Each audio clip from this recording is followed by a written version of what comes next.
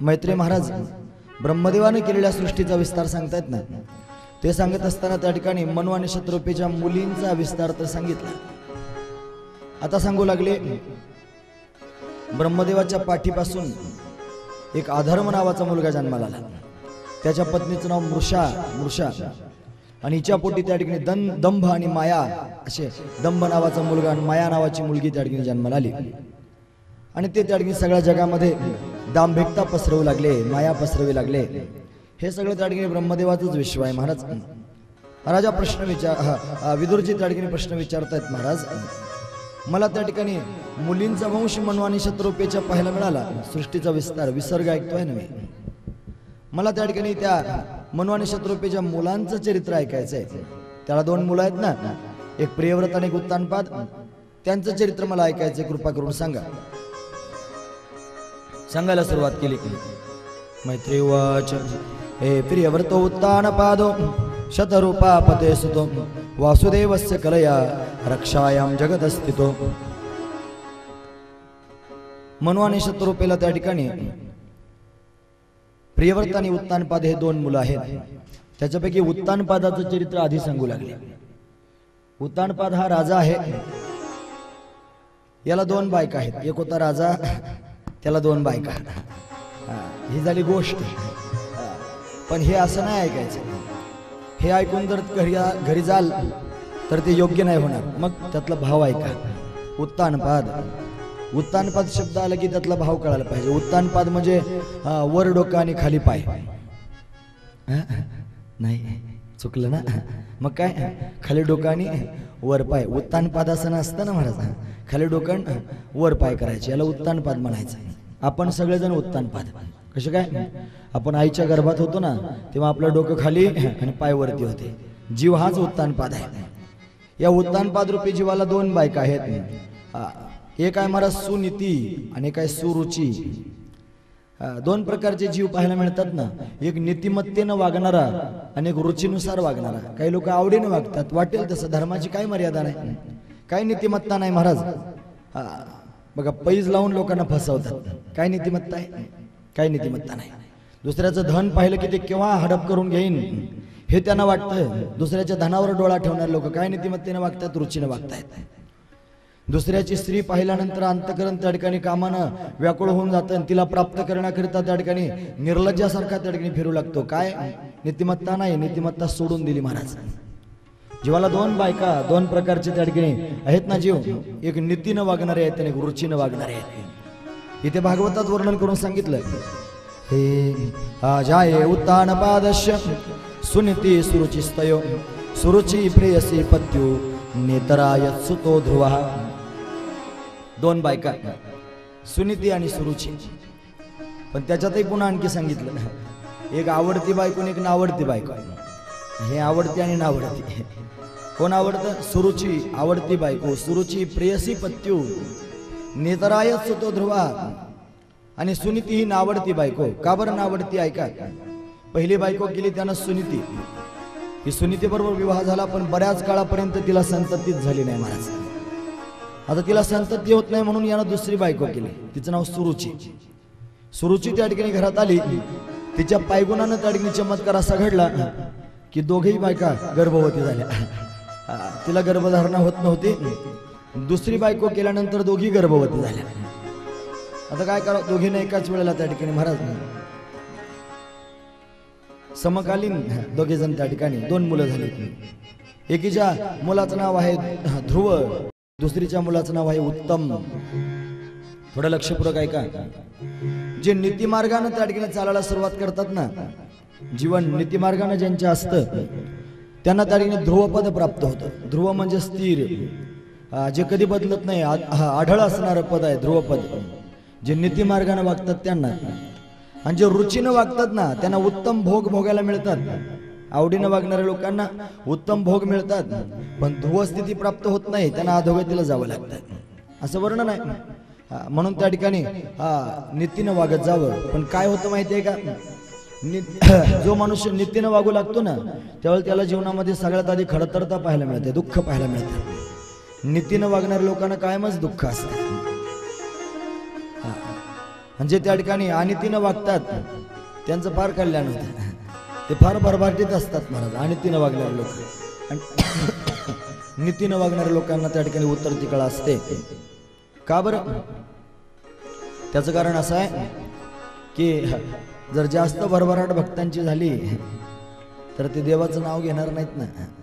म्हणून भक्तांच्या घरी त्या ठिकाणी महाराज जे विष्णूचे भक्त आहेत ना ती कायमच त्या ठिकाणी प्रपंचाच्या दृष्टीनं त्यांची ताणाताण असते. भगवान शंकराचे भक्त श्रीमंत असतात. त्यातला का फरक आहे माहिती आहे? भगवान शंकराला खटखट सहन होत नाही. भगवान शंकर त्या ठिकाणी भक्त आला याने जास्त वेळ तपश्चर्या करत बसून माझं डोकं खाण्यापेक्षा घे तुला काय पाहिजे जा. तो तिकडे श्रीमंत होतो.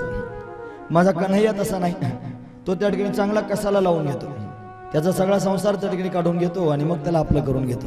फरक आहे. नीतिमत्तेने वागणारे लोक सुरुवातीला कष्टी होतात पण पर्यायानं शेवटी त्यांना समाधान सुख प्राप्त होतं. आणि रुचीनं वागणाऱ्या लोकांना सुरुवातीला सुख मिळतं पण नंतर त्या ठिकाणी महाराज भोगे रोग भयम कुलेच्युती भयम वित्ते नृपालात भयम. भोगानं त्या ठिकाणी रोगांची प्राप्ती होते. म्हणून भोग भोगणारे लोक बऱ्याच वेळेला त्या ठिकाणी रोगी सापडतात. म्हणून त्या ठिकाणी रुचीनं त्या ठिकाणी वागण्यापेक्षा नीतीनं वागत जावं. राजाला 2 बायका सुनीती आणि सुरुची. सुनीतीला मुलगा झाला त्याचं नाव ध्रुव आणि सुरुचीला मुलगा झाला त्याचं नाव उत्तम. दोनही मुलं त्या ठिकाणी 5 वर्षाचे झाले. आणि एकदा काय झालं दोघांनी खेळता खेळता त्या ठिकाणी राजवाड्यात प्रवेश केला. राजा उंच आसनावर बसला होता उत्तानपाद. उत्तमही धावत धावत आला आणि ध्रुवही धावत धावत आला. दोघांनी त्या ठिकाणी पळत पळत जाऊन राजाच्या मांडीवर बसायचं ठरवलं. सुनीतीला राहण्याचं स्थान गावाच्या बाहेर होतं नावडती बायको म्हणून. आणि सुरुची राजमहालात राहत होती. तिचंच वर्चस्व होतं. आणि आता त्या ठिकाणी महाराज हे दोघेही पळत पळत गेले मुलं आणि राजाच्या मांडीवर बसले. भागवतात वर्ण एकदा सुरुची पुत्रम अंकमा आरोप्य लालयन उत्तमम जारुक्षत्वम ध्रुवम राज्याभिनंदनम. दोघे त्या ठिकाणी गेले आणि राजाच्या मांडीवर जाऊन बसले. बसल्यानंतर राजा दोघांना सारखंच प्रेम देऊ लागला. दोन्ही त्याचीच मुलं आहेत. त्याला आनंद वाटला. पण इतक्या सुरुची समोरून आली. ही सुरुची त्या ठिकाणी समोरून आली. तिनं पाहिलं अरे माझ्या मुलाचा राजाच्या मांडीवर बसण्याचा अधिकार आहे. माझ्या सवतीचा मुलगा येऊन बसला हा ध्रुव याचा काय अधिकार आहे असं म्हणून त्या ठिकाणी पुढे आले आणि त्याला म्हणू लागले ध्रुवा खाली उतर. तो म्हणला का उतरू? क्षत्रिय पुत्र आहे ना थोडा तेजस्वी असलाच पाहिजे. का उतरू म्हटलं? माझ्या बापाच्या मांडीवर बसलोय. खबरदार म्हटला तुला काय अधिकार नाही मांडीवर बसण्याचा खाली उतर. तो उतरे ना. मग घाई घाई त्या ठिकाणी पुढे झाली आणि पुढे जाऊन ध्रुवाचा हात पकडला आणि हात पकडून त्या ठिकाणी महाराज फरफटत खाली ओढला आणि ढकलून दिला महाराज जमिनीवर. 5 वर्षाचं छोटस लेकरू जमिनीवर त्या ठिकाणी पडला आणि उठून त्या ठिकाणी पाहतोय. सुरुचीकडे रागानं पाहू लागला. रागानं काय पाहतोस? एवढाच जर तुला राजाच्या मांडीवर बसण्याचा छंद असेल तर जा. सुरुची बोलू लागली तपसा आराध्य पुरुषम तसैवानुग्रहेण मे गर्भेत्वम साधय यात्मानम यदिच्छसी नृपासनम. जर नृपाचं आसन प्राप्त करून घ्यायचं असेल तर तपसा आराध्य पुरुषम वनात जा. परमपुरुषाची उपासना कर आणि त्याच्या अनुग्रहानं त्याला मागून घे. गर्भेत्वम साधय आत्मानम. माझ्या गर्भामध्ये ये माझा मुलगा हो आणि मग राजाच्या मांडीवर बस. केवढं कठीण सांगून टाकलं बघा ना. म्हणजे त्यानं जंगलात जायचं देवाला प्राप्त करून घ्यायचं देवाकडून वरदान घ्यायचं मग हिच्या पोटाला यायचं मग राजाच्या मांडीवर बसायचं. एवढ्या कठीण गोष्टी सांगितल्या. रडत होता. रडणारा त्या ठिकाणी महाराज ध्रुव आपल्या आईकडे गेला. सुरुचीकडे ते सुनीतीकडे. सुनीती त्या ठिकाणी पाहते माझा मुलगा रडत रडत आला. आल्यानंतर त्याला त्या ठिकाणी जवळ घेतलं. विचारू लागली बाळा का रडतो आहेस तू? त्यानं सांगितलं आई माझ्या सुरुची आईनं त्या ठिकाणी मला ढकलून दिलं आणि मला सांगितलं जा वनात जा तपश्चर्या कर. रडू लागली महाराज सुनीती सुद्धा. सगळा वृत्तांत ऐकून माझ्या मुलावर त्या ठिकाणी अन्याय होऊ लागला. तिनं त्याला जवळ घेतलं हृदयाला लावलं बाळा आपल्या जीवनामध्ये वनवासच लिहून ठेवलाय. बऱ्याच वेळेला सगळ्या गोष्टी मुबलक असूनही वनवास भोगावा लागतात. भावनांचा खेळ आहे काय करावं. वनवासच त्या ठिकाणी लिहिलेला आहे. आपण अभागी आहोत. रडू नकोस काही काळजी करू नकोस. तिचं जीवन त्या ठिकाणी पराधीन आहे. बऱ्याच वेळेला स्त्रियांचं जीवन पराधीन असतं. ती कन्या असते त्यावेळेला त्या ठिकाणी आई वडिलांच्या स्वाधीन असते. पत्नी होते त्यावेळेला त्या ठिकाणी पतीच्या स्वाधीन राहते. आणि ज्यावेळेला तिला मुलं होतात, तिची मुलं मोठी होतात, त्यावेळेला म्हातारपणाला मुलांच्या ताब्यात असते. कुमारिका असते बापाच्या ताब्यात असते, लग्न झालं की नवऱ्याच्या ताब्यात असते, आणि म्हातारी झाली की मुलांच्या ताब्यात असते, तिला स्वातंत्र्यच नसतं. अशी त्या ठिकाणी महाराज सुनीती रडू लागली. पण ती सुनीती आहे ना, सुनीती चांगली नीती, तिनं तिचा धर्म त्या ठिकाणी सांभाळला. बाळाच्या मस्तकावर हात फिरवला, म्हणे राजा रडू नकोस. म्हणे का, काय चुकीचं सांगितलं तिनं? देवाची उपासना करायला सांगितली ना, ती तुझी आई आहे, चुकीचं कसं सांगेल? काळजी करू नको.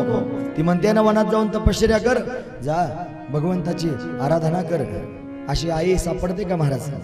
नाही सापडत. कोणी आईला वाटतं त्या ठिकाणी आपल्या मुलांना भजन पूजन करावं. आजच्या आईला वाटतं मुलांना डॉक्टर, वकील, इंजिनियर व्हावं, फार संपत्ती कमावी, चांगली सून त्या ठिकाणी घरात यावी, आपल्या पुढे त्या ठिकाणी राहावं, असं आजच्या आईला वाटतं. कोणाला वाटतं त्या ठिकाणी देवधर्म करावा? आजचे आईबाप त्या ठिकाणी म्हणतात ना, आमाकुळी नव्हती आयसेन हेच पिसे निवडली, काय पोरा लागली चटण धरली वाढ देवळाची, असले त्या ठिकाणी पोरं लागले टाळ कुटाल. हे आमच्या कुळात असलं नव्हतं म्हणे याच्या अधिकारी, हे बावळट जन्माला आलं. म्हणजे भजन पूजन करणारे लोक आज बावळट वाटतात, आणि लोक नाही त्यांना बावळट म्हणून, घरातलेच लोक बावळट म्हणायला सुरुवात करतात. म्हणून त्यांना नका बावळट म्हणून, ते खऱ्या अर्थानं समाधानाच्या मार्गावर चालले. तुम्ही संसाराच्या माध्यमातून समाधान शोधतात, कुठे समाधान आहे संसारात? कोणाला मिळालं दाखवा. फक्त मुलामा आहे महाराज समाधानाचा, काही समाधान नाही.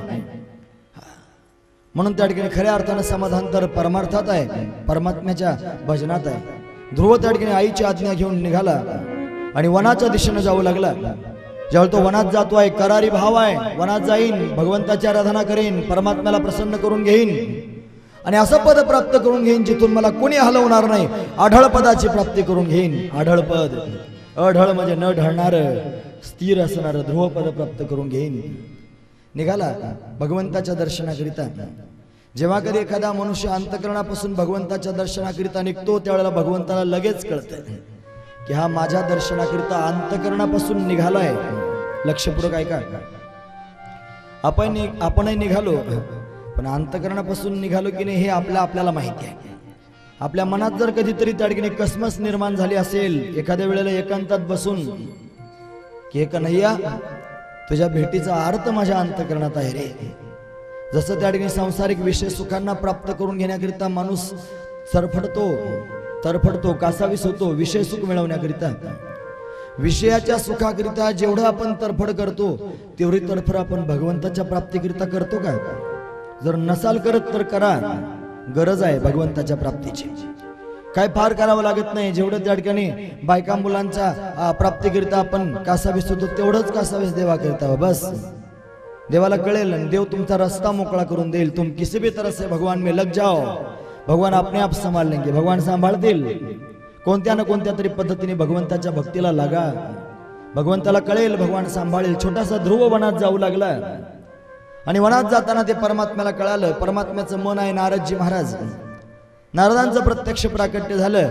नारदांनी ध्रुवाला पाहिलं, अरे छोटासा राजकुमार आहे, क्षत्रिय पुत्र आहे, वनामध्ये जातोय. ओळखलं आणि त्याच्याशी बोलू लागले. कोण रे बाळ तू? सांगितलं मी ध्रुव आहे. कुठे जातोयस? म्हणे वनात जातोय. कशाकरिता? म्हणे मला देवाला प्राप्त करून घ्यायचे. असं देव मिळवण्याकरिता जातोस? हो, देवच मिळवायचा आहे. मग त्याची फिरकी घेऊ लागले. काही लोक म्हणतात ना परमार्थ करायचा, ते कालपासून आपण ऐकतो, जोवरी तोवरी परमार्थ करायचा. हे कुठपर्यंत माणूस मनापासून परमार्थ करतो? जोपर्यंत सगळं बरं चाललंय, अनुकूल आहे तोपर्यंत. प्रतिकूल परिस्थिती आल्यावरतीच त्याच्या उरफाट फिरतं महाराज. बऱ्याच दिवसांचा माळकरी एक पाहिला मी, कर्मधर्म संयोगानं होऊ नये त्या ठिकाणी कुठेतरी चालता चालता पडला, पाय घसरून. पडल्यानंतर त्या ठिकाणी पाय मोडला. दवाखान्यात नेलं. डॉक्टरांनी सांगितलं अमुक अमुक खाल्ल्याशिवाय तुझा पाय बरा होणार नाही, कॅल्शियम वाढलं पाहिजे. आणि बऱ्याच वर्षांचा माळकरी होता, गळ्यात माळ होती त्याच्यात. काय करावं? तो म्हटला शिर सलामत तो पगडी 50. जिवंत राहिलो तर परत माळ घालू म्हटला. काढली माळ आणि खुटीला अडकून दिली. ऐकतात ना तुम्ही? असं प्रतिकूलता निर्माण झाली की माळा काढणारे माणसं पाहायला मिळतात. यांचा काय परमार्थ आहे? हा परमार्थ असतो? असा नाही परमार्थ. कोणत्याही कठीण परिस्थितीमध्ये सुद्धा भक्त मागे पाहत नाही. हा चिने माता न फिरे माघारी, ही अवस्था भक्तांची आहे. छोट्याशा ध्रुवाची परीक्षा घेऊ लागले. परीक्षाच असते परमार्थात आधी. जो परीक्षेत सफल झाला त्याला फार मोठा राजमार्ग सापडतो. भगवान त्याचा होऊन जातो. जगाचा मालक जर आपला करायचा असेल तर परीक्षा द्यावी लागेल. अरे संसारातल्या माणसांना आपलं करण्याकरिता केवढी त्यांच्या समोर त्या ठिकाणी लाला लाला करावं लागतं. काय त्यांच्या पाया पडावं लागतं बघा ना. मग त्यांचं मन जिंकता येतं. जगाच्या मालकाला जिंकायचंय सहजासहजी मिळेल, परीक्षा द्यावी लागेल. छोट्याशा ध्रुवाला त्या ठिकाणी नारदजी महाराज म्हणू लागले, अरे ध्रुवा वनात जातोस तू, कोवळा आहेस, 5 वर्षाचं तुझं वय. अरे वनामध्ये वाघ असतात, सिंह असतात, मोठे मोठे सर्प असतात. तुला चावतील, मारून टाकतील, खाऊन टाकतील वाघ सिंह. थोडा मोठा हो आणि मग जा वनात. तेच करायचंय. परमात्म्याच्या भजनाकरिता शरीर मिळालंय. ध्रुव एवढा करारी होता. तो म्हटला, महाराज तुम्ही काय सांगता आहात तुमचं तुम्हाला माहिती आहे, पण मला एकच कळतंय की भगवंताची प्राप्ती करून घ्यायची. देह जाओ अथवा राहो, पांडुरंगी दृढ भाव, चरणानो सोडी सर्वथा, आण तुझे पंढरीनाथा. वदनी तुझे मंगल नाम, हृदय अखंडित प्रेम. अशी भक्तांची अवस्था. चरण न सोडी सर्वथा. मी भगवंताच्या दर्शनाकरिता जाणार, मरण आलं तरी चालेल. भेटी लागी पंढरीनाथ. ही भक्ताची चित्ताची अवस्था. त्याचं चित्त भगवंताच्या दर्शनाकरिता तळमळत. छोट्याशा ध्रुवानं करारी भाव दाखवला. नारदजीनं त्याची परीक्षा घेतली. परीक्षेत तो उत्तीर्ण झाला. ऐकतात ना सर्वजण? लक्षपूर्वक ऐका. नारदांनी ध्रुवाला जवळ घेतलं आणि त्याच्या मस्तकावरून हात फिरवला आणि सहजच नारदाच्या मुखातून शब्द बाहेर आला, बाळ. नारदांनी बाळ म्हटल्याबरोबर त्या ठिकाणी ध्रुवाला आईची आठवण झाली. आईनं जेवढं प्रेमानं त्या ठिकाणी बाळ म्हणावं एवढंच प्रेमानं त्या ठिकाणी संत बाळ म्हणत असतात. ज्या वेळेला संत आपल्या मस्तकावर हात फिरून आपल्याला बाळ म्हणतील त्या दिवशी आपलं काम झालं म्हणून समजा. का बरं माहिती आहे? कारण संत आई आहेत आणि भगवान जगाचा बाप आहे. मग तो जगाचा बाप जर मिळवायचा असेल तर संतरूपी आई आधी भेटावी लागेल. आणि त्यांनी स्वीकारलं की परमात्मा प्राप्त होतच असतं. महाराज मुलगा केवढाही उद्धट असू द्या, केवढाही त्या ठिकाणी कसाही त्या ठिकाणी वागणारा असू द्या, बाप त्याच्यावर फार रागावतो, त्याला मारहाण करायला धावतो, पण मध्यस्थी करणारी आई असते. ती आई समोर येते आणि त्या बापाला थांबवते, मारू नका म्हणते, माझं बाळ आहे सुधरेल ना, मी त्याला समजावून सांगते, काही बोलू नका, तुम्ही काही रागावू नका, मध्यस्थी करते आणि तिचं तो ऐकतो. महाराज त्या बाळाला अभय देऊन टाकतो. तसं त्या ठिकाणी संत आई आहेत. नारदजी महाराज संत आहेत. त्याच्या मस्तकावर हात फिरवला ध्रुवाच्या, सांगितलं, बाळ काही काळजी करू नकोस, तुला देव पाहिजे ना, मग तुला निश्चित देव भेटेल. त्याने फक्त म्हणावं की तुला देव भेटेल. त्यांच्या मुखातल्या शब्दाला फार महत्व आहे. महाराज तो का म्हणे, खरे झाले एका बोले संतांच्या एका वचनानं खरं त्या ठिकाणी झालं. आजही उभा आहे ना विटेवरती, त्याचं कारण संतांचं वचन आहे. त्याला सांगितलं इथेच उभा राहा, मूढ पापी जैसे तैसे उतरी कासे लावणी. पुंडलिका दिलावर करुणा करे विठ्ठले, त्याला वरदान दिलं आणि ते खरं झालं. आजही उभा आहे एका बोले संतांच्या वचनाकरिता विटेवर उभा आहे माझा मायबाप. तुका म्हणे मात धन्य त्याची, पुंडलिकासाठी आजोनी तिष्ठत, तुका म्हणे मात धन्य त्यांची, संतांच्या वचनाकरिता उभा राहतो. मग त्याला सांगितलं तुला भगवान भेटतील. आनंद झाला ध्रुवाला. बस त्याचं काम तिथेच झालं. महाराज मग त्याला सांगितलं, एक काम कर, वनात जातोयस ना, मग तत्तात गच्छ भद्रंते यमुनायास तटम शुचिः पुण्यम मधुवनम यत्र नित्यद्या सानिध्यम हरिः. त्याला सांगितलं मधुबनात जा, वृंदावनामध्ये मधुबन आहे आणि तिथे त्या ठिकाणी यमुना नदीच्या काठावर भगवंताचं भजन कर. मी तुला एक मंत्र सांगतो. मंत्र त्या ठिकाणी सांगितला. मंत्र केल्याने त्या ठिकाणी महाराज माणसाला तरुणोपाय प्राप्त होतो. मंत्र शब्दाचा अर्थच असा आहे. आमचे स्वामी सांगत असतात, ते म्हणतात मननात त्रायते इति मंत्र. जो मनन केल्यानं तारुण्य येतो त्याचं नाव आहे मंत्र. मननात त्रायते इति मंत्र. मनन करत जावं मंत्राचं, भगवंताचं भजन करत जावं. त्याला मंत्र सांगितला, द्वादशाक्षरी मंत्र. हे ओम नमो भगवते वासुदेवाय, ओम नमो भगवते वासुदेवाय, ओम नमो भगवते वासुदेवाय, ओम नमो भगवते वासुदेवाय, वासुदेवाय नमः वासुदेवाय.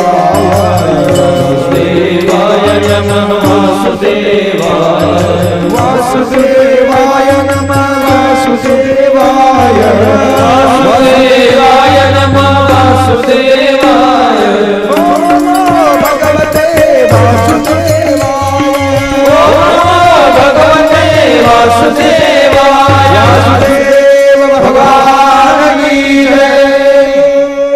वासुदेव मंत्राचा ओम नमो भगवते वासुदेव मंत्राचा जप सांगितला आणि ध्रुवानं तपश्चर्या करायला सुरुवात केली मधुवनात जाऊन. आता थोडा उशीर होतोय ना म्हणून त्याची तपश्चर्या घाईनं पूर्ण झाली. तो वनात त्या ठिकाणी गेला तपश्चर्या करण्याकरिता. नारदजी इकडे उत्तानपाद राजाकडे आले.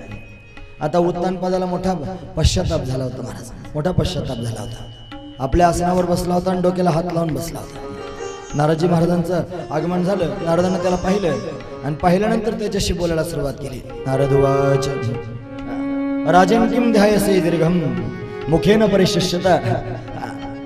राजा का रे सुकून गेलास बाबा? किंवा न रिष्यते कामो धर्म वार्थेन संयुता. का बरं त्या ठिकाणी सुकून गेलास? राजन किम ध्यायसे दीर्घम, एवढा दीर्घ कशाचा त्या ठिकाणी विचार करतोय? तुला काय कमी पडलं? धर्म अर्थ काम मोक्ष काय झालं सांग. मग राजा बोलू लागला, महाराज माझ्या दुःखाचं कारण असं आहे, मी त्या ठिकाणी स्रैन आहे. स्रैन स्त्रीच्या अधीन असणारा असतो ना त्याला स्रैन म्हणतात. जो स्त्री आसक्त असतो त्याला स्रैन म्हणतात. जो बायकोच्या उंजळीनं पाणी पितो त्याला स्रैन म्हणतात. त्याच्यापुढे जो बायकोच्या तालावर नाचतो त्याला स्रैन म्हणतात. जो बायकोचा पदर धरून फिरतो त्याला स्रैन म्हणतात. का म्हणतोय? पुरुषार्थ वाढवायचा आहे मला सर्वांचा. हाच कमी झाला म्हणून तर त्या ठिकाणी धिंगाणा होतो ना महाराज. सगळे बायकोच्या तालावर नाचूला. बायकोचं ऐकू नये असं नाही, तिला तिचं स्थान दिलं पाहिजे, तिला तिचे मर्यादा त्या ठिकाणी सांगितली पाहिजे, तिचं ऐकावं महाराज. पण सगळं नाही ऐकावं. ती जर म्हणत असेल त्या ठिकाणी नाही, तुमच्या आईबापांना त्या ठिकाणी आपल्या घरात ठेवायचं नाही, ऐकायचं नाही? ऐकायचं नाही तर आपल्या आईबापाला घराच्या बाहेर काढून द्यावं लागेल तिच्यामुळे. ती म्हणेल याचं असंच झालं महाराज, याला सరైन का म्हणतोय? स्वतःचं पोरगं रानात जाताना त्यानं पाहिलं, काहीच नाही म्हटलं, म्हणजे बायकोच्या अधीन झाला ना महाराज. असा तिने डोळे वटारले की यानं शांत व्हायचं. अशी अवस्था बऱ्याच ठिकाणी सापडते. बोलू लागला, सुतो मे बालको ब्रह्मण श्रेणे नाकत्म रूपण. हा मी श्रेण झालो आणि मला असं त्या ठिकाणी निर्वासित 5 वर्ष सहमात्रा महान कवी 5 वर्षाचं माझं लेकरू मी त्या ठिकाणी वनात जाताना पाहिलं. मला मोठा पश्चाताप होतोय, मी काय करू? मग नारदजींनी त्या ठिकाणी त्याचा पश्चाताप पाहिला. पश्चाताप हे सगळ्यात मोठं प्रायश्चित्त असतं. लक्षपूर्वक ऐका. पाप नकळत माणसाच्या हाताने घडत असतं, पण केलेल्या पापाचा पश्चाताप होत जावा. पश्चाताप झाल्यानंतर पुन्हा ते करू नये. पश्चाताप होणं गरजेचं आहे. लोक पश्चाताप करतात आता आणि पुन्हा तसंच वागायला सुरुवात करतात. याला नाही पश्चाताप म्हणायचं. पश्चाताप झाला की मग त्या ठिकाणी पुन्हा त्या मार्गाने मी जाणारच नाही असा विचार मनात करावा. याला पश्चाताप झाला. आणि मग सांगितलं, काही काळजी करू नको, तुझा मुलगा भगवंताची प्राप्ती करून घेणार आहे. राजाला आनंद वाटला. इकडे त्या ठिकाणी ध्रुव तपश्चर्या करतोय. पहिल्या महिन्यामध्ये त्याने त्या ठिकाणी दर 3 दिवसातून एकदा कंदमुळं फळं खाऊन तपश्चर्या केली. एका पायावर उभा आहे. दुसऱ्या महिन्यामध्ये त्या ठिकाणी दर 6 दिवसातून एकदा झाडांची वाळलेली पानं खाऊन तपश्चर्या करतोय. तिसऱ्या महिन्यामध्ये त्या ठिकाणी 9 दिवसातून एकदा पाणी पिऊन तपश्चर्या करतोय. चौथ्या महिन्यामध्ये 12 दिवसातून एकदा वायू भक्षण करून तपश्चर्या करतोय. 5व्या महिन्यामध्ये त्या ठिकाणी वायू भक्षण करायचं त्यानं बंद केलं आणि त्याची तपश्चर्या 6व्या महिन्यात पदार्पण करून गेली. 6 महिने झाले तपश्चर्या करतोय.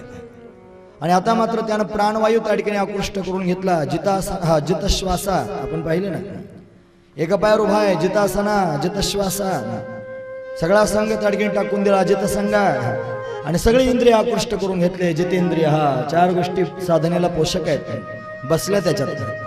असं घटवता आलं पाहिजे, हे घटलं पाहिजे त्याच्यात. चला म्हणजे 4ही गोष्टी ध्रुवाकडे दिसल्या. आणि मग मात्र त्या ठिकाणी प्राणवायू त्यानं थांबवला. सगळ्या जगातला प्राण थांबला आणि सृष्टीचक्र बंद पडतं की काय? देवदेवा त्यांना वाटू लागलं. देवता भगवंताला शरण गेल्या आणि विचारू लागल्या, देवा हे का घडताय काही कळत नाही, कृपा करा आणि पुन्हा सृष्टीचक्र पुन्हा पूर्वत करा. भगवान म्हटले, तुम्हाला माहिती आहे का घडताय? माझा छोटासा त्या ठिकाणी 5 वर्षाचा ध्रुव माझी तपश्चर्या करतोय, माझं ध्यान करतोय. त्यानं स्वतःचा प्राण आकृष्ट करून घेतला म्हणून जगातला प्राणवायू थांबला. ध्यान करत होता भगवंताचं. ध्रुवाचं ध्यान भागवतात सांगितलं, लांबलचक नाही सांगणार. पण ध्यान तर केलं पाहिजे ना, तेवढं कळालं तरी पुरे झालं. नाथ भागवतात फार सुंदर ध्यान, 14वा अध्याय वाचा मग कळेल. फार सुंदर आहे महाराज. भगवंताचं ध्यान करतोय, चरणांपासून ध्यान करायला सुरुवात केली.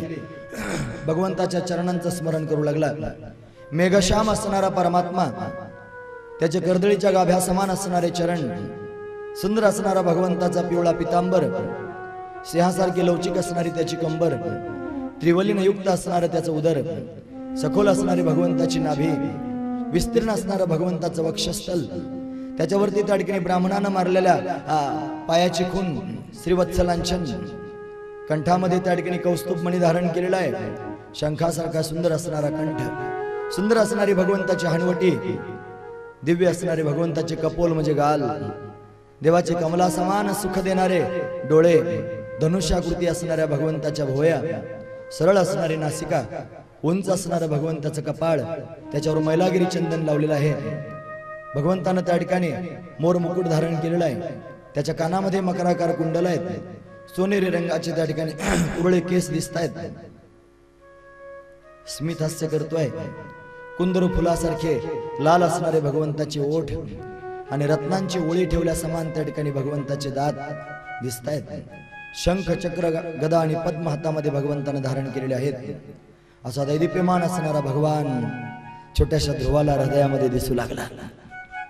पाहतात ना तुम्ही सर्वजण, त्याला बघा, असाच आहे भगवान. असं रोज त्याचं ध्यान करावं. छोट्याशा ध्रुवानं चरणांपासून ध्यान करायला सुरुवात केली आणि मुखारविंदापर्यंत त्या ठिकाणी ध्यान करतोय. आपण वारकरी आहोत ना, आपण रामकृष्णारी म्हणतो, पण राम म्हणत असताना, कृष्ण म्हणत असताना, हरी म्हणत असताना त्याला डोळ्यापुढे कुठे आणतात? त्याचं ध्यान करावं. कधीतरी शांतपणे एका जागेवर बसावं आणि शांतपणे बसून त्या ठिकाणी भगवंताचं ध्यान करावं. 2 मिनिटं सर्वांनी माझ्या भगवंताचं ध्यान करा. हे डोळे बंद करून फक्त झोपू नका कोणी. बस भगवंताला डोळ्यासमोर आणा आणि त्याचं ध्यान करा, त्याचं नामजप करा. हरी राम कृष्ण हरी राम कृष्ण हरी राम कृष्ण हरी राम कृष्ण हरी. म्हणा सगळे.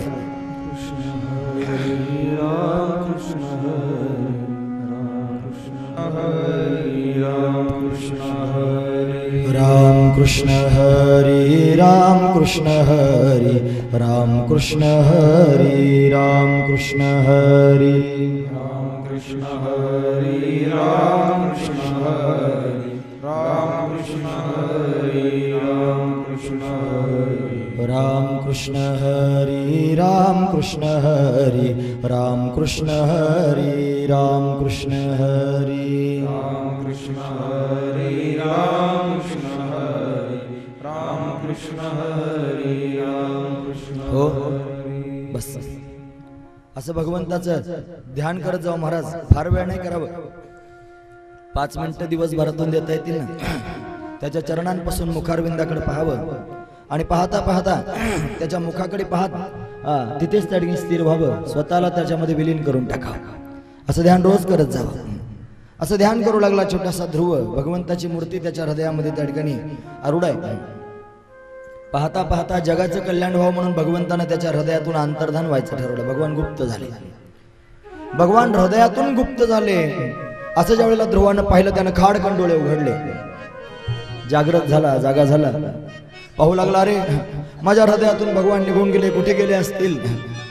इच्छा करू लागला देवानं प्रगट होण्याची. भगवान असाच आहे महाराज, साठविलार आहे हृदय संपुष्टी आणि बाहेर धाकुटी मूर्ती उभा. त्यानं स्मरण केल्याबरोबर त्याच्या समोर प्रत्यक्ष उभा राहिला. भगवान त्याच्या डोळ्यासमोर त्या ठिकाणी उभा आहे. देव समोर उभा राहिला. मोठा आनंद झाला. देवाच्या हातामध्ये शंख आहे, देवाच्या हातामध्ये चक्र आहे, देवाच्या हातामध्ये गदा आहे, देवाच्या हातामध्ये पद्म म्हणजे फूल आहे. लोक म्हणतात देवाला, देवा हे फुलं का बरं हातात वागवतोस रे, तू मोठं भोगी दिसतोस. कारण 8 प्रकारचे भोग आहेत ना, सुगंधम वनिता वस्त्रम गीतम तांबूल भोजनम शय्याच कुसुमम चैव भोगाष्टकम उदारहुतम. 8 प्रकारचे भोग आहेत. त्याच्यात कुसुम म्हणजे फूल सुद्धा आहे. फुलांचा गंध घेणं भोगात आहे. देवा मोठा भोगी आहेस, हातामध्ये फुलं घेऊन फिरतोस. भगवान म्हटलं, मी भोगी नाही. मग कशा करता फुलं वागवतोस रे देवा? सांगितलं, सांगू.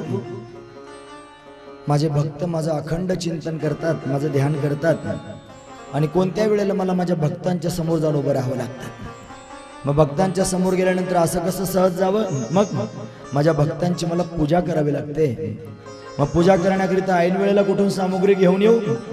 शंख धारण केला, वैऱ्याचं शरीर हातात धारण करतोय, चक्रगदा धारण करतो, भक्तांचं संरक्षण करण्याकरिता धारण करतोय आणि पद्म का हातात धारण करतोय? तर भक्तांची पूजा करण्याकरिता धारण करतोय. माझा भक्त समोरून आला की मी या फुलानं माझ्या भक्ताची पूजा करतो. भक्ताची पूजा करण्याकरिता छोट्याशा ध्रुवाचं पूजन भगवान करतोय. ध्रुवाला भगवंताचं स्तवन करावं असं वाटतंय, बोलावं असं वाटतंय, पण बोलताच येईना. महाराज काय करावं? भगवंताला पाहून विभोर अवस्था झाली, शब्द फुटेना.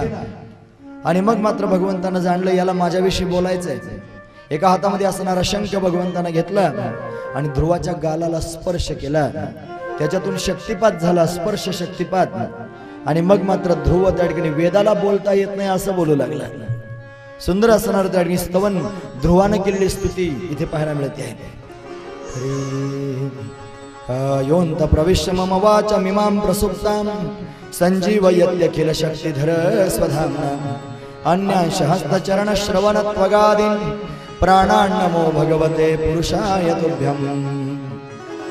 देवा, अरे तू योंत प्रविश्य मम वाचमिमां प्रसुप्तां, तूच तर आहेस माझी सुप्त असणारी वाणी जागी करणारा. तू आतमध्ये प्रवेश करतोस आणि मला बोलायला प्रवृत्त करतोस. योंत प्रविश्य मम वाचमिमां प्रसुप्तां, प्रसुप्त असणारी वाणी प्रदीपित करतोस. संजीवयत्यखिल शक्तिधर स्वधाम्ना अन्यांश हस्तचरण श्रवणत्वगादीन् प्राणान् नमो भगवते पुरुषाय तुभ्यं. ध्रुवानं स्तवन केलं आणि मग त्या ठिकाणी भगवान म्हणू लागले ध्रुवाला, ध्रुवा माग, तुला काय मागायचं? लोक म्हणतात ध्रुवानं मागितलं आढळपद. बिलकुल नाही मागितलं. का बरं नाही मागितलं? ध्रुव म्हणतो, देवा तू भेटलास ना, आता काय मागायचं राहिलं? काही नको आहे. 5 वर्षाचं लेकरू आहे आणि 6 महिन्याच्या तपश्चर्येत त्यानं त्या ठिकाणी परमात्म्याला प्राप्त करून घेतलं. ऐकतात ना तुम्ही सगळेजण? हे का ऐकायचं आहे माहिती आहे तुम्हाला? थोडं ध्रुवाकडे बघा. ध्रुवाचं वय किती होतं? 5 वर्षाचं. आपलं वय मोजा बरं किती आहे? काय असेल ते असेल, ज्याचं त्याचं. एवढं आपलं वय. ध्रुवानं तपश्चर्या किती दिवसांपासून मध्ये केली? 6 महिने. आपल्या काळात माळा किती दिवसांपासून आहेत? बऱ्याच दिवसाच्या आहेत. ध्रुवाला परमात्म्याची प्राप्ती झाली, अजून आपल्याला स्वप्नात तरी निदान नाही. मग काय करावं? हे कशाकरिता पाहायचं हे ते सांगून राहिला ध्रुव आपल्याला. अरे बघा, मी 5 वर्षाच्या वयात 6 महिन्यात पुरुषार्थ करून दाखवला. आता तुम्ही 60 वर्षापासून झटे खातात, तुम्हाला अजून काहीच कसं होईना. गरज आहे ना? परमार्थ नजरेचा असतो, बारकाईनं त्या ठिकाणी करावा लागतो. उगीच करण्यात काय अर्थ असतो का? हे ध्रुवाकडे पाहून शिकावं. ध्रुव त्या ठिकाणी ध्रुव भागवत महामती, महामती त्याला म्हटलं. त्यानं काही मागितलं नाही, मला काही नको म्हटला. तुमच्या दर्शनाने मी कृतार्थ झालो. पण भगवान सर्वज्ञ आहे. त्यानं जाणलं, ध्रुवा तू आलास आढळपदाची प्राप्ती करून घेण्याकरिता घर सोडलं होतंस ना, म्हणून तुला ते दिलं पाहिजे. म्हणून ऐक, मी तुला त्या ठिकाणी वरदान देतो.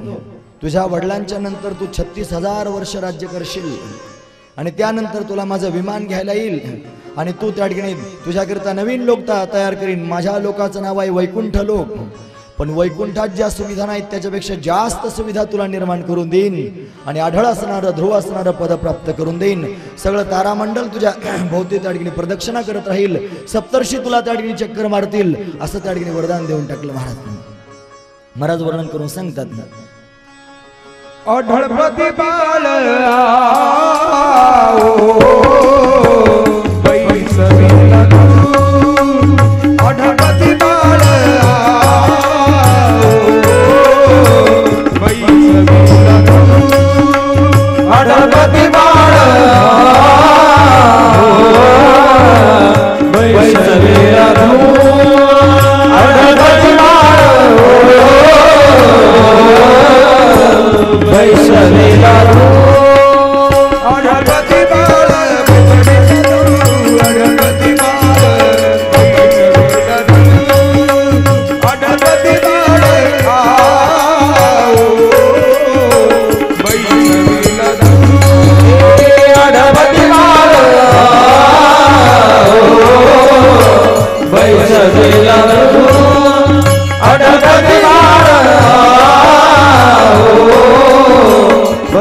बैसलेला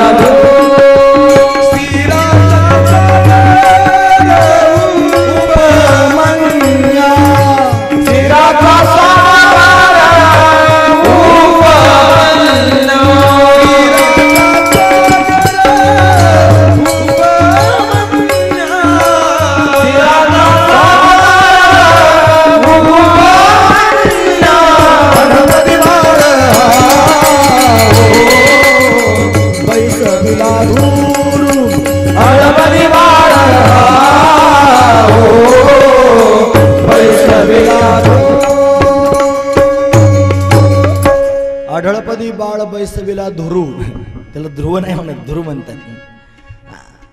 क्षीराचा सागर उपमन्या, त्याला आढळपद दिलं, भगवान प्रसन्न आहेत त्याच्यावरती.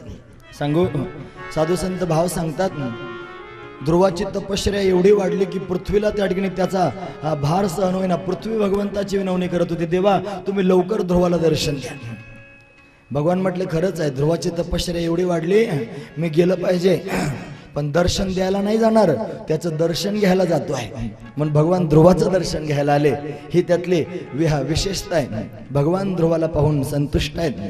माग म्हणतात त्यानं त्या ठिकाणी मागितलं, भक्ती मोह प्रवहिताम त्वाची मे प्रसंगो. देवा जर काही देणार असेल तर मला तुझी भक्ती दे, दुसरं काही देऊ नकोस. तुझ्या भक्तांची मला संगती दे, अखंड दया तुझी प्रीती, मज दे तयाची संगती. मग मी कमलापती तुझ बाणानी कंटाळा, पडून राहीन तये ठाई, उगाची संतांचे पायी, न मागे न करी काही तुझी आनगा विठोबा. ध्रुवानं असं मागितलं, असं अर्थन धर्म न काम रुची, गतीन चढवू निर्वाण. अर्थन धर्म न काम रुची, गतीन चढवू निर्वाण. जन्म जन्म रती राम पदा, यही वरदान मानसिया. रामचंद्र की जय, उमापति महादेव की जय, पवन सुत हनुमान की जय. सब संतन की जय, जय जय.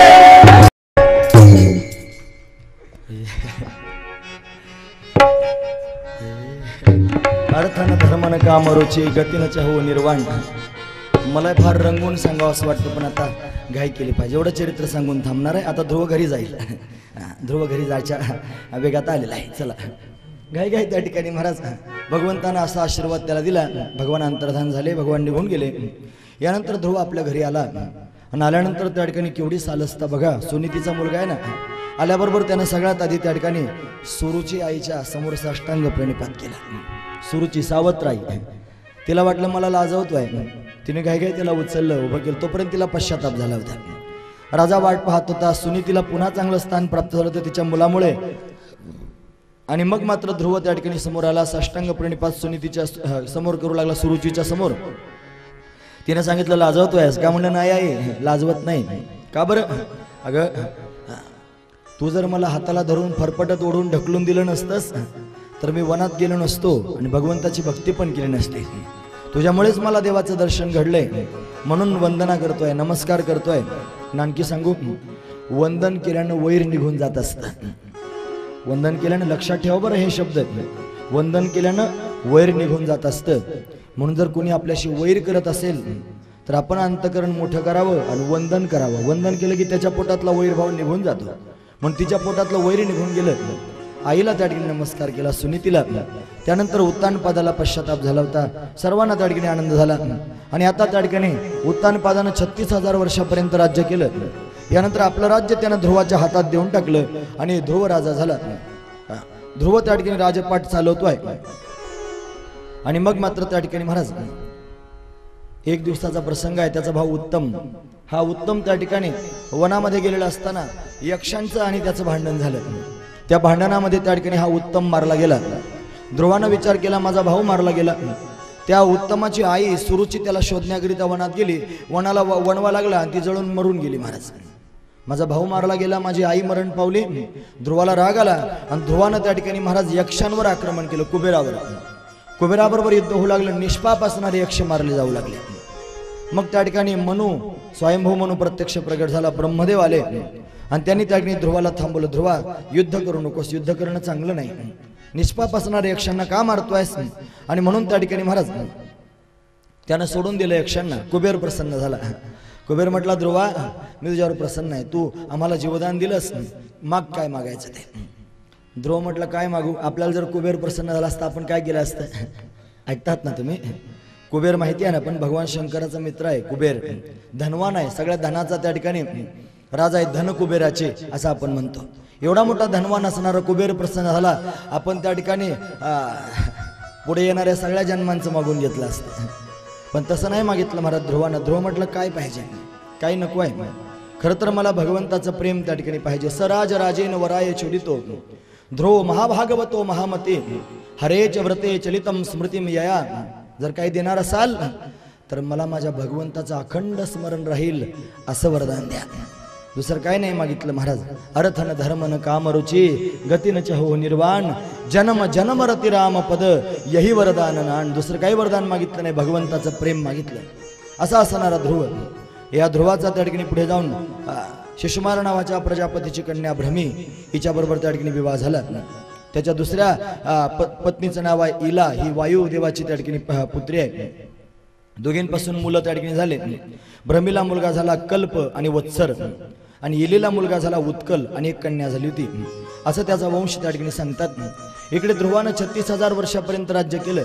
राज्य त्या ठिकाणी झालं आणि आता भगवंताचं चिंतन करतोय बद्रिकाश्रमात. आणि तिथे त्या ठिकाणी महाराज चमत्कार घडला. भगवान त्या ठिकाणी ध्रुवाला नेण्याची तरतूद करतायत. विमान त्या ठिकाणी आकाश मार्गातून आलं आणि विमानामध्ये त्या ठिकाणी भगवंताचे पार्षद आलेले आहेत, भगवंताचे सेवक त्या ठिकाणी आलेले आहेत. आणि या सेवकांनी त्या ठिकाणी ध्रुवाला विनंती करायला सुरुवात केली, महाराज तुम्हाला घेण्याकरिता आलो, विमान आलं, चला. ध्रुवजी त्या ठिकाणी जाण्याकरिता निघाले. का बरं विमान येणार नाही? संतांसारखी त्या ठिकाणी माता ज्याला प्राप्त झाली, परमात्म्यासारखा ज्याचा पिता आहे, आणि तो त्या ठिकाणी एवढा पुरुषार्थ का नाही करू शकणार? म्हणूनच पुरुषार्थ त्या ठिकाणी करता आला. महाराज नारदांना फार आनंद झाला, माझ्या भक्ताला घेण्याकरिता विमान आलं ध्रुवाला. माझ्या शिष्याला, ज्यावेळेला शिष्य त्या ठिकाणी प्रगती करतो तेव्हा गुरुला फार आनंद होतो, गुरुला फार समाधान त्या ठिकाणी वाटतं. महाराज चला, म्हणून त्या ठिकाणी विमान आलं. नंद सुनंद आदी करून त्या ठिकाणी आले. आणि आल्यानंतर त्या ठिकाणी 14 आहेत ना पार्षद भगवंताचे, त्याच्यामध्ये नंद आपण त्या ठिकाणी पाहणार आहोत. चला, विमानामध्ये बसायचं आहे, पण ध्रुवाला विमानात बसता येत नव्हतं, कारण विमान हे पार्थिव नव्हतं, दिव्य होतं. ते पार्थिव म्हणजे काय? जे पृथ्वी तत्वापासून तयार होतं त्याला म्हणतात पार्थिव. माणूस मेल्यावर त्याच्या शरीराला काय म्हणतात? पार्थिव देह. पृथ्वीचा आहे म्हणून पार्थिव. मध्ये विमान खाली उतरलं नाही, विमानात बसायचं आहे. मग प्रत्यक्ष ब्रह्मदेव प्रगट झाले आणि यमधर्म आला, काळ आला, आणि काळानं नमस्कार केला. तुकोबर म्हणतात, काळ गुलाम सलाम करी. गुलाम होऊन त्या ठिकाणी सलाम करतोय. म्हणे काय झालं? तुम्हाला बसता येत नाही ना विमानात? मग एक काम करा, माझ्या डोक्यावर पाय द्या. काळाच्या डोक्यावर पाय दिला, त्याची केली पायरी. ब्रह्मदेवाच्या खांद्यावर हात दिला, सत्यलोकाचा केला आधार, आणि त्याच्या पुढे त्या ठिकाणी ध्रुव जाण्याकरिता निघाला. आणि मग त्या विमानामध्ये त्या ठिकाणी ध्रुवजी बसले. केवढं मोठं समाधान प्राप्त झालं बघा. आणि आता त्या ठिकाणी विमानामध्ये बसले आहेत. ध्रुवजींना घेण्याकरिता विमान आलं. लोकांना विमान मान्य नाही, नसू देत. कलियुगामध्ये माझ्या तुकोबरांना घेण्याकरिता विमान आलं. लोक मान्य करत नाहीत, नाही करत नाही करत. जे मान्य करत नसतील त्याने नाही करावं, जे मान्य करत नाहीत ते आम्हाला मान्य नाहीत. काही घेणं देणं नाही महाराज, आम्हाला मान्य आहे. तुकोबरांना घेण्याकरिता विमान आलं आणि विमानात बसून तुकोबराय सदैव वैकुंठाला गेले. मी सांगता असो नाही, निळोबराय गेले होते विचारायला, आणि त्याने विचारलं रामेश्वर शास्त्रींना, म्हणे मी काय ऐकतोय तुकोबराय वैकुंठाला गेले, खरं आहे का? रामेश्वर शास्त्री म्हणतात, म्हणे रामेश्वर सकळा पुसोनी गेला तो विमानी वैसोनी. आहे काय खोटा आहे? वैकुंठाला तुकोबराय त्या ठिकाणी गेले, तसे ध्रुवजी महाराज त्या ठिकाणी गेले. नारदजी महाराजांनी हा संपूर्ण वृत्तांत प्रचतसांच्या यज्ञामध्ये 3 श्लोकात वर्णन करून सांगितला. असं सुंदर ध्रुवचरित्र आपण सर्वांनी ऐकलं. बरंच सांगण्यासारखं आहे, पण वेळेच्या अभावी त्या ठिकाणी मी थांबतोय. या ध्रुव वंशामध्ये अनेक राजे झाले. हा स्कंद आपण पूर्ण करूया, 2 वेळी सांगून थांबतो. याच्या वंशामध्ये त्या ठिकाणी अंग नावाचा राजा झाला. या अंग नावाच्या धर्मात्मा असणाऱ्या राजाच्या घरी वेण नावाचा दुराचारी पुत्र जन्माला आला. वेणानं बापाला त्रास दिला. महाराज मानहु मात पिता नाही देवा, साधुपही करवा रही सेवा. बाप त्रस्त होऊन वनात निघून गेला. वेणाच्या त्रासानं अंग त्या ठिकाणी वनात निघून गेला. वेण राजा झाला, ब्राह्मणांना त्रास देऊ लागला. एक दिवशी ब्राह्मणाने हातात पाणी घेतलं आणि त्याला त्या ठिकाणी शिंपडून शाप देऊन टाकला, गतप्राण हो, मरून जा. लगेच मरून गेला. त्याचा प्रेत पडला. तर त्याच्या आईचं नाव तर सुनीता. हा केवढा दुराचारी मुलगा असला तरी आईला तर चांगलाच वाटतो. तिनं एक नाव तयार केली, नावेत अनेक प्रकारची तेलं जमा केली आणि त्याच्यात त्याचं शरीर ठेवलं. सगळीकडे हाहाकार माजला, चोरांचा सुळसुळाट झाला, राज्याला राजा राहिला नाही. मग काय करावं? ब्राह्मणाने पुन्हा वेनाच्या शरीराचं मंथन केलं. ते मंथन केल्यानंतर त्याच्यातून एक काळा कभिन्न असणारा पुरुष जन्माला आला. तो आला असाच त्या ठिकाणी वनाच्या दिशेनं पळून गेला. ते त्याचं पाप होतं वेनाचं. आता पुन्हा मंथन झालं त्या वेनाच्या 2 अंगांचं. त्याच्यातून त्या ठिकाणी महाराज एक स्त्री आणि पुरुषाचा जोडा प्रगट झाला. पुरुषाचं त्या ठिकाणी नाव आहे पृथू आणि स्त्रीचं नाव आहे अर्ची. पृथू प्रत्यक्ष भगवान आहे, कर्म अवतार, 24 अवतारापैकी एक अवतार आहे. पृथु भगवान की जय. मन पृथू अवतार त्या ठिकाणी प्रत्यक्ष प्रगट झाला. अर्ची त्याची पत्नी, दोघांचा त्या ठिकाणी विवाह झाला. पृथूला त्या ठिकाणी पृथू का म्हणतात? त्यानं त्या ठिकाणी गोरूपी पृथ्वीचं दोहन केलं होतं महाराज. हा म्हणून त्या ठिकाणी पृथ्वीचं दोहन करतो म्हणून त्याला पृथू म्हणतात. अनेक ऋषीमुनींना त्या ठिकाणी समोर घेतलं आणि त्यानंच त्या ठिकाणी नगर रचना केली. पूर्वीच्या काळात नगरांची रचना नव्हती, म्हणजे वेगवेगळी नगरं त्यानं बसवली, जलाशय निर्माण केली. हे सगळं करायचं काम त्यानं त्या ठिकाणी केलं महाराज. असा असणारा पृथू हा कर्म अवतार आहे. यानं 99 यज्ञ केले. इंद्राला चिंता वाटू लागली. इंद्रानं भगवंताचं स्तवन केलं. त्याच्या यज्ञामध्ये प्रत्यक्ष भगवान प्रगट झाले. यज्ञ थांबवला. त्याच्यावर अनुग्रह भगवंतानं त्या ठिकाणी केला पृथूवर. न काम ये नाथ तदप्यहम क्वचित. काही मागितलं नाही पृथूनं. भगवंताला सांगितलं तुमची कृपा असू द्या. भगवंतानं त्याला त्या ठिकाणी अनेक आशीर्वाद दिले आणि त्याला त्या ठिकाणी संकाधिक संतांची संगती झाली. आत्मज्ञान प्राप्त झालं आणि तो त्या ठिकाणी कृतार्थ झाला आणि त्याला तपश्चर्यानं परलोकाची प्राप्ती झाली. असं असणारं त्या ठिकाणी पृथुचरित्र वर्णन करून सांगितलं. या पृथूच्या वंशामध्ये त्या ठिकाणी महाराज प्राचीन बर्ही नावाचा राजा जन्माला आला. या प्राचीन बर्हीचं लग्न झालं शतद्रुती बरोबर, समुद्र कन्या. या शतद्रुतीपासून त्याला 10 मुलं झाली. त्यांचं नाव आहे प्रचेतस. या प्रचेतसाला प्राचीन बर्हीनं सांगितलं वनात जाऊन तपश्चर्या करून प्रजेला त्या ठिकाणी वाढवायचं. वनात जाऊ लागले. भगवान रुद्र त्यांना भेटले. नारायण सरोवराजवळ भगवान रुद्र परमात्म्यानं प्रचेतसांना त्या ठिकाणी उपदेश केला रुद्रगीतेचा. रुद्रगीता इथे सांगितली. तिथे भगवान शंकराला नाव प्राप्त झालं कोटेश्वर. कोटेश्वर भगवान. प्रचेतस त्या ठिकाणी तपश्चर्या करतायत. इकडे त्या ठिकाणी प्राचीन बर्ही मोठा कर्मकांडी होता. रोज उठून त्या ठिकाणी यज्ञ करावे आणि पशु त्या ठिकाणी कापावे. नारदजी आले. नारदानं प्राचीन बरीला सांगितलं वेड्या एवढे पशु मारू नकोस, बघ वरती जरा थोडे, तुझी वाट पाहतायत केव्हा मरशील तुला खायला तयार आहे. ते सगळे घाबरला.